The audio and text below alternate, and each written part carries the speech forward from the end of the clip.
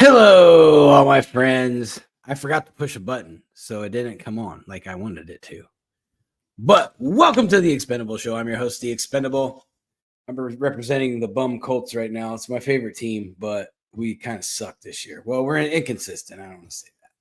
But I have business to discuss. First, like, subscribe, ding the bell. It's not that hard. I do it to people. You know how many people I follow on YouTube? It's insane. My YouTube notifications just go off all day. Mostly, I like watching people review, music videos. Those are funny, especially when they review like metal songs. Those are my favorite. Item up for bids number 2. If you haven't already, with Thanksgiving and Black Friday and Cyber Monday coming up, please feel free to buy my book, The Swiss Effect. I just sold a copy of it on TikTok like literally 5 minutes ago. And it's available on Amazon, YouTube. What am I? I'm sleeping right now. Amazon and Barnes & Noble. And I got to give my updates of countries. Germany, India, China, the China virus, Japan, and I think it's in Russia as well. And it's in another place, but we're going to talk about that here in a second. So I'll take that down.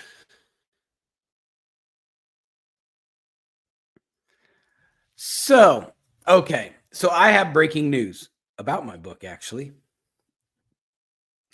So I was at work the other day and my dad sent me a message and he said, "Hey, somebody from England's trying to get a hold of you. They specifically asked for you." And I was sitting there thinking, I'm like, look, I mean, I got my book out and I know it's starting to migrate internationally. So that's what I assumed. That's what I assumed that it was about. And because I don't really have any other dealings in England. So it was driving me crazy all day. So finally, my stepmom, they had gotten a hold of my stepmom and asked. So then my dad passed me the phone number. So I called them, and it was an investigator for their like misinformation task force or something like that. And it was a lady, and she was like, she said, "I'm just here to notify you that that the content of your book has offended the crown, and if you are ever to touch down in Great Britain or any of its territories, you will be detained." And I was like, "Huh, this is it's just a book." And then she goes, "Is there anything any comments you'd like to add to your file?" And I was like, "Fuck England." And then I hung up the phone. So now I'm going to read my disclosure. Just kidding. It doesn't say anything on it. Still fuck England. So so I'm a Virgo. So for one, I like to win. For two, I like collecting trophies. And for me, this is a massive trophy. This is like 8 foot tall, like big giant figurine of like, maybe somebody busting a flex on the top. Like that's the kind of trophy I'm getting right now.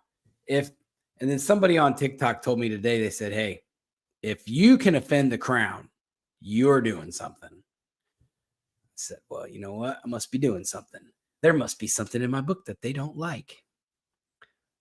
Maybe if you go read the book, you'll know what made the royal family angry at me enough to want to arrest me if I ever go over there, which I never ever want to go over there anyway. I don't know. They can just get over themselves. I'm not trying to go over to that country. Everybody's angry and it rains all the time.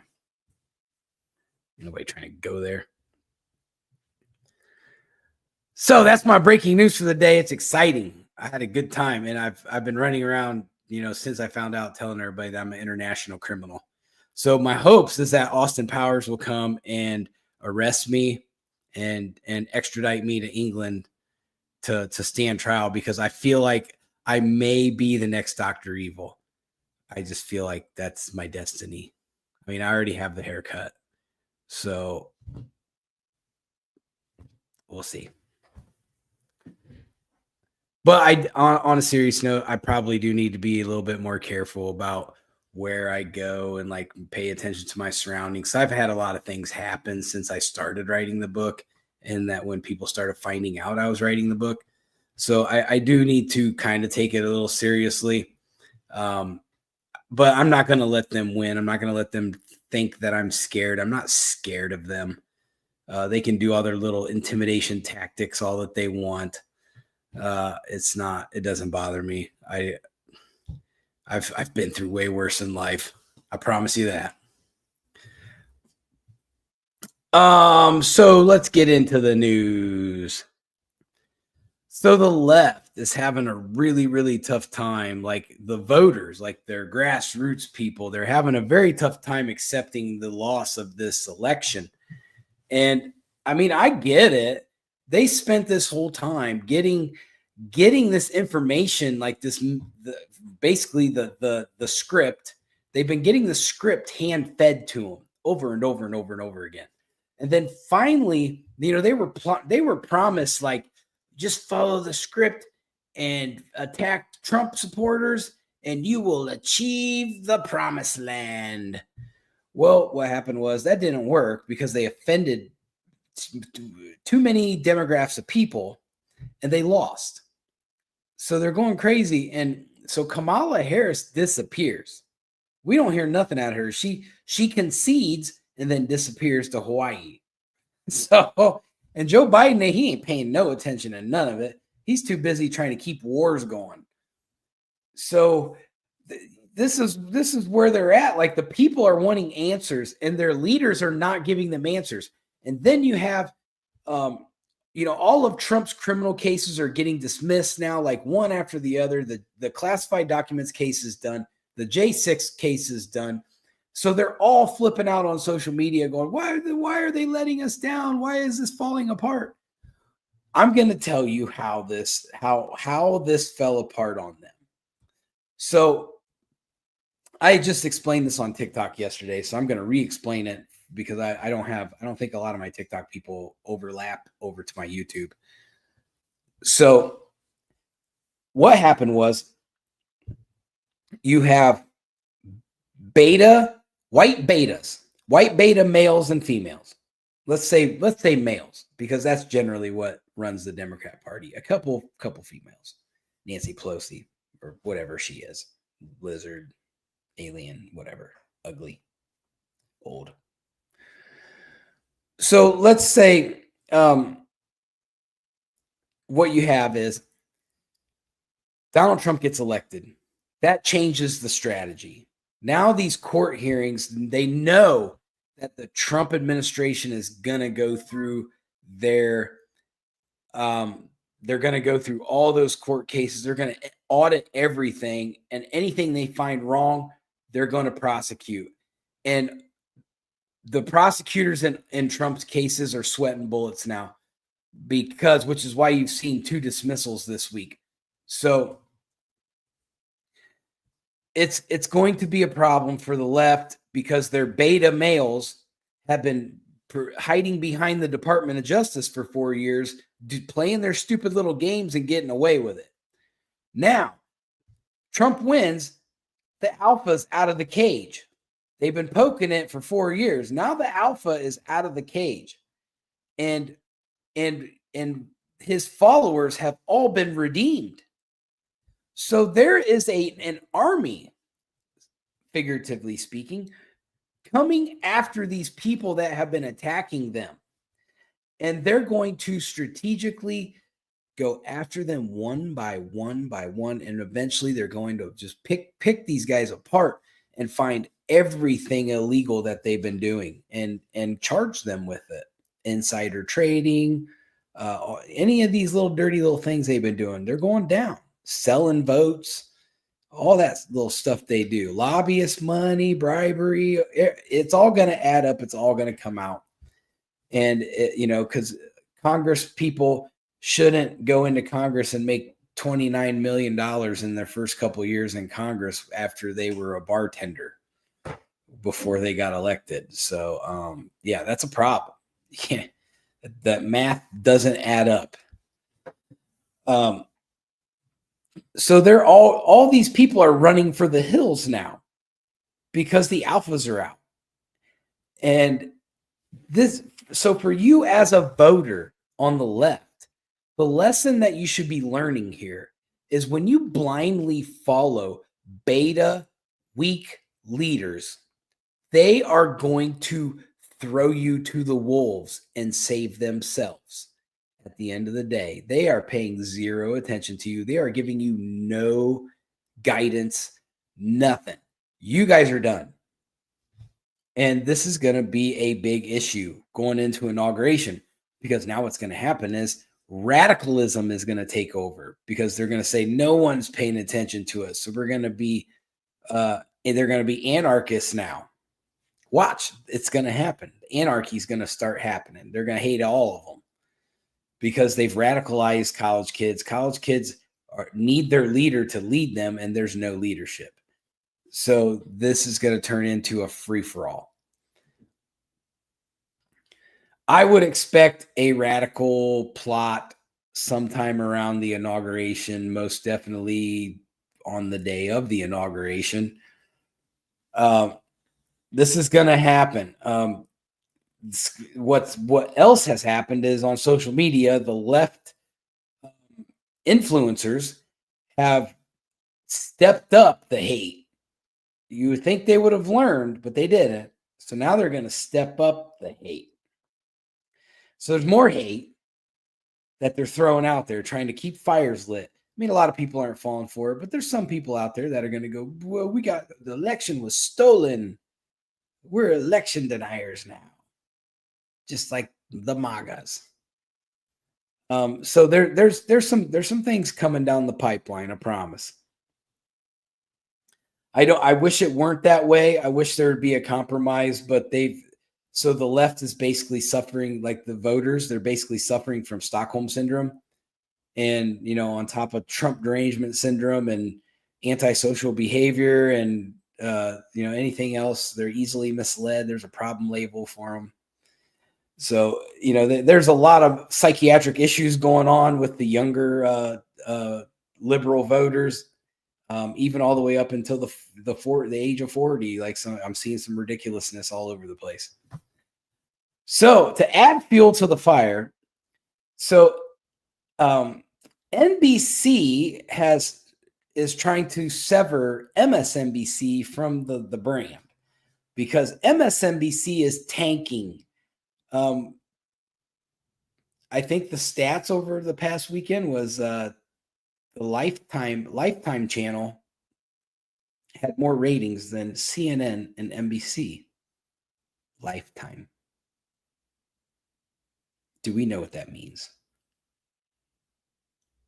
Christmas, like lame C quality Christmas movies outdid CNN and MSNBC. So when your ratings tank, you're going to see a sell-off. If they can't fix it, MSNBC can't fix it, because they would have to fire their entire staff. CNN can't fix it. They would have to fire their entire staff. So the funny thing is, Elon Musk has been trolling MSNBC all week, saying, hey, I think I'm going to buy MSNBC.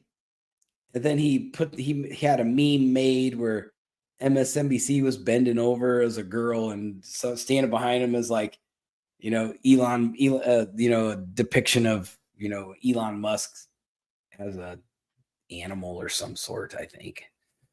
I'd have to go relook at it. But so Rachel Maddow was on her show, and she's reading this segment from like her little cue card or from her little notes. And then she's like, I can't finish this. Somebody's going to have to take over. this is just too hard for me to do. Like, because she's so terrified that Elon Musk is going to buy MSNBC, and they've been getting told that Trump's a fascist and we're all Nazis and everything else. So she's like legitimately bought into this poison. Like, I firmly believe she thinks that this is what it is, or else she thinks she's relevant enough to to to put on this facade to rally the liberal voters to act. I don't think she's that relevant. Like, she really doesn't. She's disturbed. She's a disturbed woman, and she's got a lot of psychiatric issues. If you can't make it through a news segment that's really not that big of a deal without having a mental breakdown, maybe reporting the news isn't the right job for you, Rachel Maddow. I mean, personally, you suck at your job anyway. And then you throw race baiting Joy Reid in there. And then you throw in, I'm always forever going to live my life in delirium, Jen Psaki. You know, that's just it's an MSNBC, like, absolute, like, feminist movement full of Joe Biden malarkey. That's what it is. It's a disaster. So you have that, and it's a very good clip. It's a very good meme, and you know, if a meme would make you have a nervous breakdown, then you don't get on the internet, because the internet's full of memes. So, Rachel, I really am concerned about your mental health. I feel like if your loved ones aren't going to support your mental health problems, then I should probably take initiative and get you the help that you need. Just saying. Might have to call somebody to help you. So we already talked about the Trump's classified documents case is done. His court cases are falling apart. I think the Fani Willis one will be here shortly to follow. She's a horrible. That's a very, very bad DA's office. I don't think they've done anything right since I've lived in Atlanta.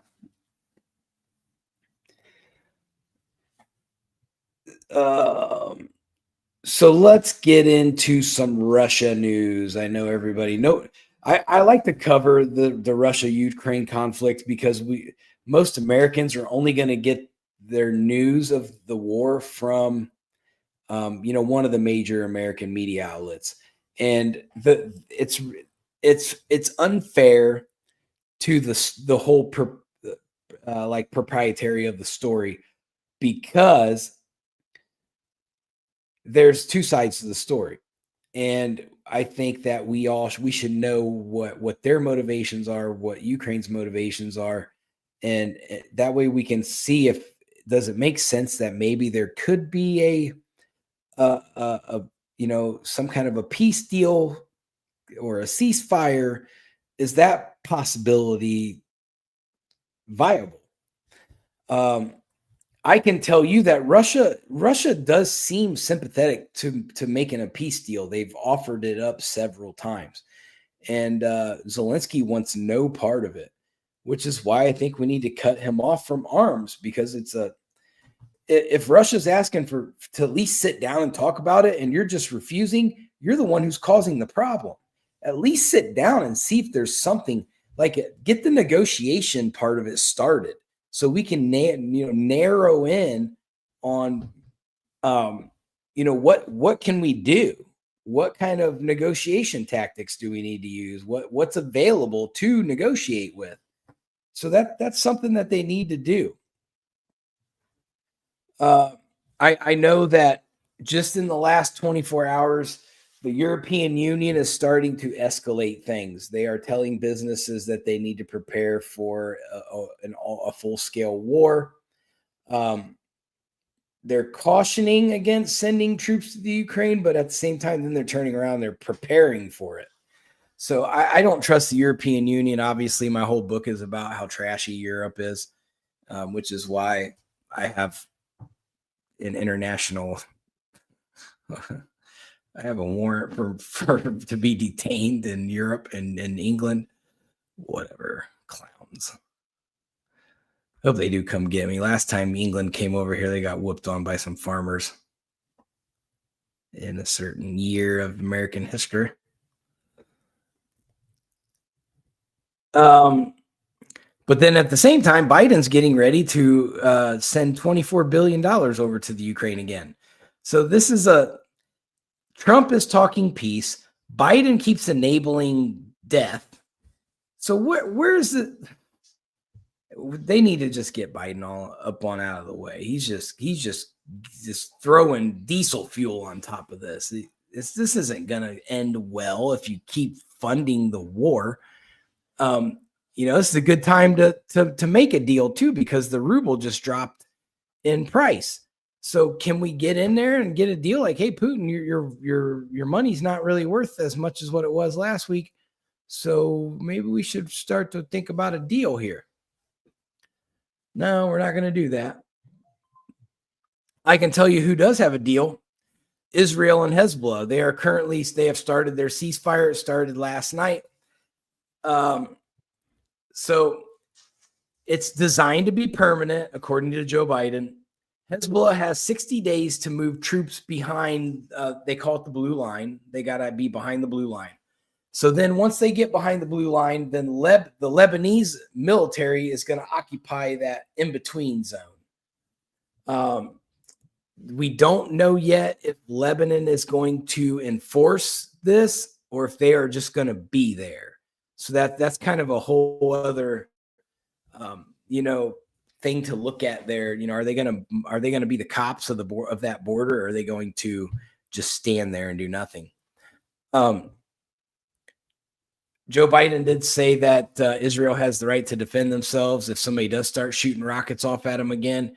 So hopefully this is it, and everybody can just go back to peaceful things. And but I don't think it's over. I think Hezbollah will honor the ceasefire to a certain extent.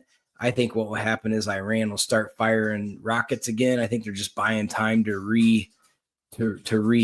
Hezbollah was taking some big casualties, and so they need to regroup and rearm. So I think this is just a rearming period, which I don't understand why these countries do this every time.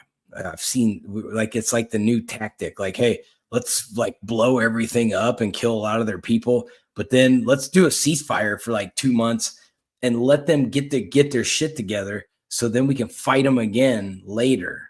Huh? I don't like that. That's a stupid plan. Why can't they just all get together and work out a deal?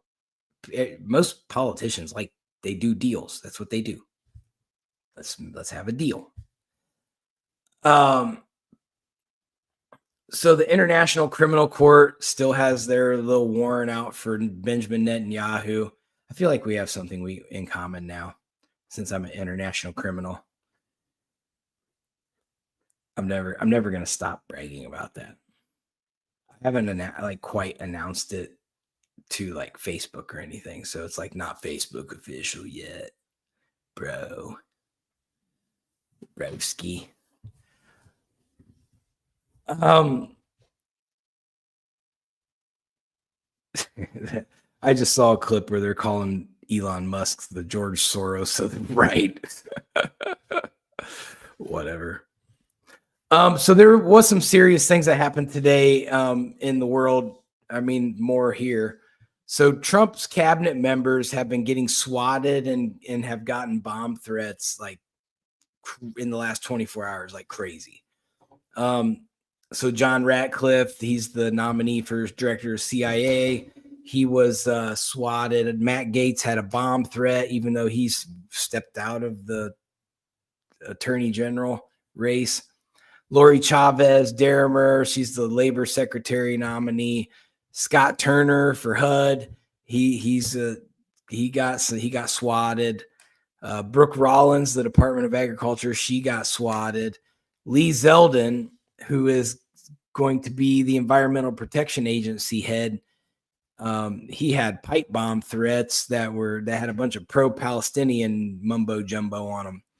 So this is the next step in escalation. I think it's we shouldn't jump off the handle yet, because every country's trying to create a psyop right now. China, Russia, Iran, everybody's trying to get us to do something. And so I'm not going to get excited about that and start blaming liberals when it could potentially be another country doing this. So I urge you all to just keep your heads cool, and then we'll see what, if anything comes out of this investigation. Generally, stuff like that, they don't ever tell us what the conclusion is, which is a bummer. So yeah, we just gotta be careful out there. Our politicians need to, make sure they're taking care of themselves. So Shauna wasn't here today. She is in El Paso, Texas, for spending her Thanksgiving with her bestie. So hopefully she did make it there. I talked to her today, and hopefully she makes it back in one piece. And hopefully she doesn't have any run-ins with the cartels there. But I know it's a short show today, but everybody's probably doing Thanksgiving prep stuff today, so I'm going to leave you guys at it. Feel free, send me some strawberry rhubarb pie if you can find rhubarb. I've been looking all over for some rhubarb. I can't find any, but I do take gifts in strawberry rhubarb pie. So everybody, I will be back on Sunday. Have a happy Thanksgiving. Bless everybody. Be kind tomorrow, and please be careful traveling. It is going to be crazy. Our traffic here in Atlanta is already insane. So everybody just be careful. Take another 10 minutes to get to where you're going. Just take your time, be safe. I don't want to, hear any crazy stories about, bad accidents or anything. I'm going to stay home and watch football, and no traveling for me tomorrow. But everybody, be safe and God bless. I'm out. Peace.